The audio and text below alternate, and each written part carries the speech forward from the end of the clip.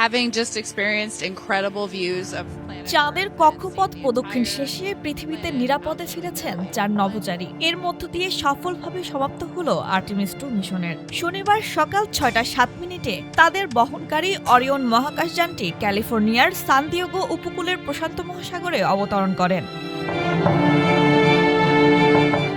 Mission শেষে commander Reid Wiseman জানান, এটি ছিল অসাধারণ এক যাত্রা। আমরা স্থিতিশীল আছি এবং 4 জনই সম্পূর্ণ সুস্থ। এই অভিযানে তার সঙ্গে ছিলেন ক্রিস্টিনা কোচ, ভিক্টর গ্লোভার ও কানাডার জেরেমি হ্যানসেন।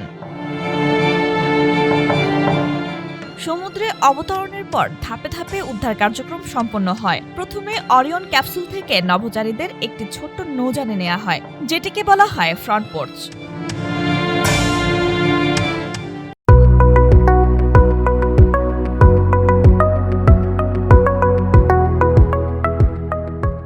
সেখান থেকে হেলিকপ্টারে করে তাদের মার্কিন নৌবাহিনীর উদ্ধারকারী জাহাজ ইউএসএস জন পি মুরথাতে নেওয়া হয়। জাহাজটিতে রয়েছে হেলিকপ্টার প্যাড ও আধুনিক চিকিৎসা সুবিধা। সেখানে তাদের নাড়ির গতি, রক্তচাপ, মস্তিষ্ক ও স্নায়ুর কার্যকারিতা পরীক্ষা করা হচ্ছে। প্রাথমিক পরীক্ষা শেষে তাদের যুক্তরাষ্ট্রের হিউস্টনে অবস্থিত জনসন স্পেস সেন্টারে নেওয়া হবে।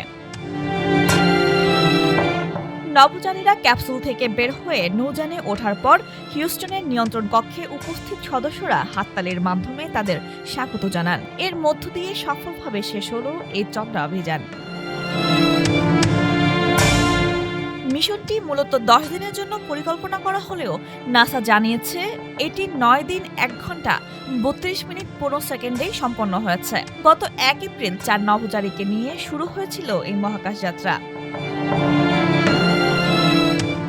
অভিযানে একাধিক গুরুত্বপূর্ণ রেকর্ডও তৈরি হয়েছে। চাঁদের দূরবর্তী অংশে অবস্থানের সময় নভোচারীরা পৃথিবী থেকে প্রায় 2,52,757 মাইল দূরে পৌঁছান, যা অ্যাপোলো 13 1970 সালের রেকর্ড অতিক্রম করেছে।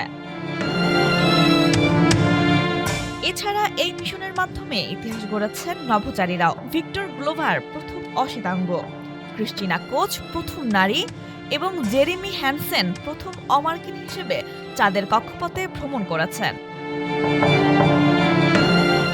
অভিযানের সময় তারা চন্দ্রপৃষ্ঠে অন্তত 6টি উজ্জ্বল উল্কাপাতের দৃশ্য সরাসরি প্রত্যক্ষ করেন, যা বিরল অভিজ্ঞতা হিসেবে বিবেচিত হচ্ছে।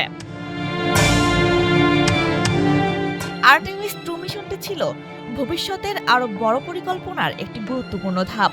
নাসা জানিয়েছে 2028 সালের মধ্যে চাঁদের দক্ষিণ মেরুতে মানুষ পাঠানোর যে পরিকল্পনা রয়েছে তার পরীক্ষামূলক অংশ হিসেবেই এই মিশন পরিচালিত হয়েছে।